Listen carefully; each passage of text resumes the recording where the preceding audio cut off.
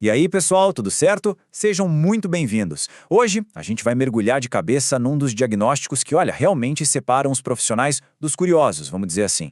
O sistema de lubrificação. E o que a gente vai ver aqui não é sobre sair trocando peça, não. É sobre entender e dominar um método. Sabe, aquele caminho que vai do alerta vermelho no painel até a solução exata.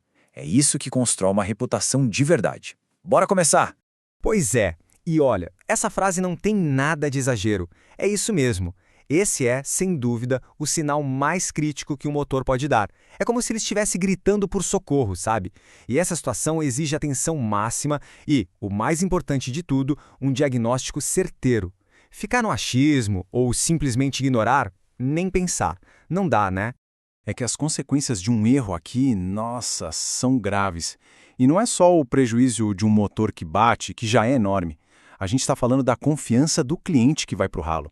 Porque um diagnóstico errado, o que ele causa? Leva a gente a trocar peças que não precisavam.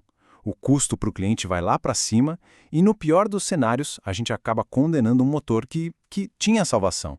Então, para a gente não cair nessa armadilha, preparamos um passo a passo bem claro. Primeiro, o alerta vermelho no painel. Depois, damos uma olhada na anatomia da lubrificação. Em seguida, partimos para o diagnóstico preciso. Aí, aplicamos tudo isso num caso real. E para fechar, falamos sobre a mentalidade profissional. Beleza? Vamos lá. Beleza? Vamos começar. Primeiro ponto, o alerta vermelho no painel. Olha só, antes de sair pegando qualquer ferramenta, a primeira coisa, o passo zero, é entender o sinal. A gente precisa saber ler o que essa luz está querendo dizer de verdade. E aqui já vem a primeira grande sacada, o ponto fundamental. Muita gente bate o olho nessa luz e pensa, tá faltando óleo. Errado. Aquela luzinha não é um medidor de nível, ela é um interruptor de pressão, um pressostato. Ela acende para gritar que a pressão do óleo despencou. O nível baixo pode até ser uma das causas, claro, mas o problema real, o que a luz acusa, é a falta de pressão. E essa tal falta de pressão pode vir de um monte de lugares diferentes. Dá uma olhada aí. Na maioria das vezes, uns 60%, é problema mecânico mesmo. Mas o pulo do gato está nos outros 40%. Pensa bem, quase metade das vezes o problema não é no motor em si, mas na parte elétrica, no sensor, no circuito que avisa do problema.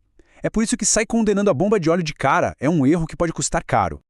Ok, vamos para a segunda parte, anatomia da lubrificação. Afinal, para a gente poder consertar, primeiro a gente tem que entender como a coisa toda funciona, certo? Pensa assim, o óleo é o sangue do motor, simples assim.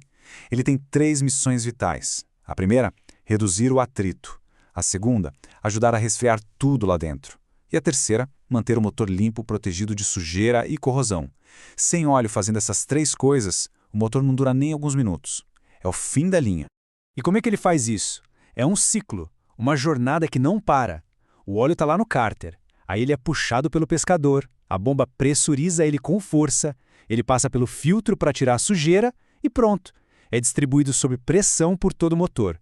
Se qualquer coisinha falhar nesse caminho, o ciclo quebra. E aí, a luz acende no painel. Vamos para a terceira parte, então.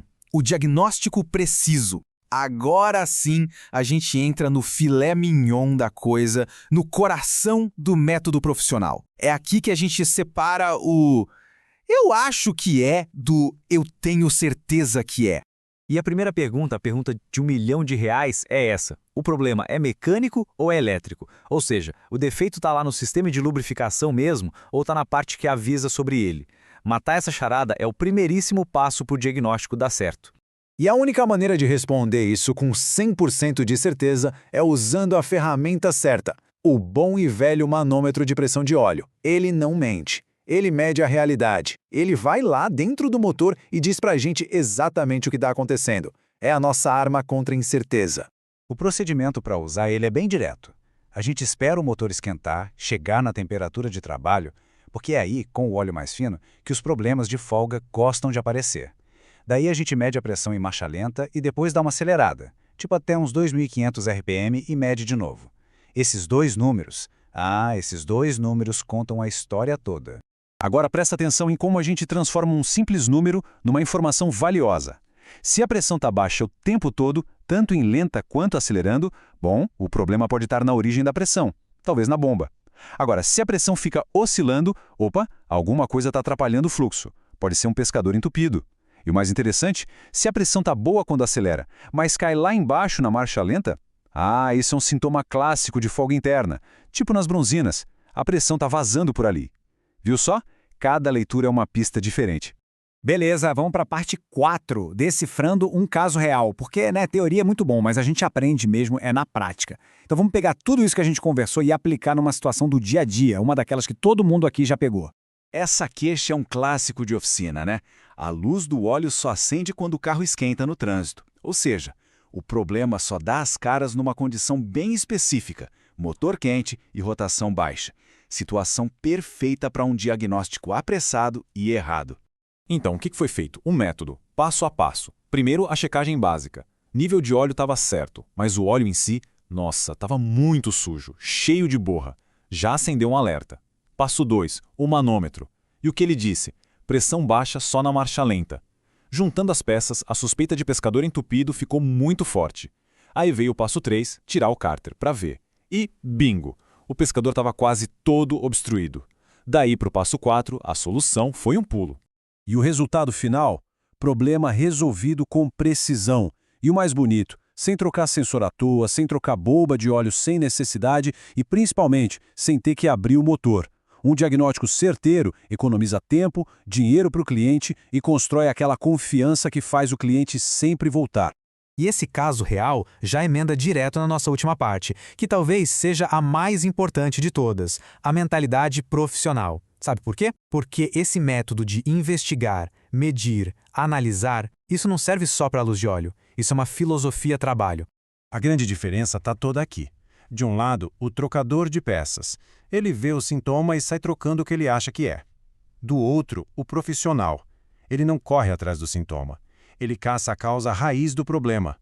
Ele usa ferramenta e dados para provar, não para adivinhar. É simples. Um gera despesa. O outro gera solução e confiança. Então, para a gente guardar bem, vamos repassar as regras de ouro. Primeiro, luz de óleo acendeu é emergência. Ponto. Segundo, nunca, mas nunca mesmo confie só no que o painel diz. Terceiro, sempre confirme a pressão real com um manômetro. E quarto, comece a investigação sempre pelo mais fácil e mais barato. No fim das contas, a ideia central é essa. Um diagnóstico preciso não é questão de sorte, não é mágica, não é intuição de mecânico. É método. É sobre medir, analisar o que foi medido e só então agir. Esse é o único caminho para resolver de verdade, de forma definitiva. E para a gente fechar, fica aqui uma provocação. Pensa naquele BO, aquele diagnóstico mais cabeludo que apareceu por aí essa semana. Como é que dá para aplicar essa mentalidade de medir e analisar para transformar o eu acho em eu sei? A resposta para essa pergunta, é ela que define quem é o verdadeiro profissional na área.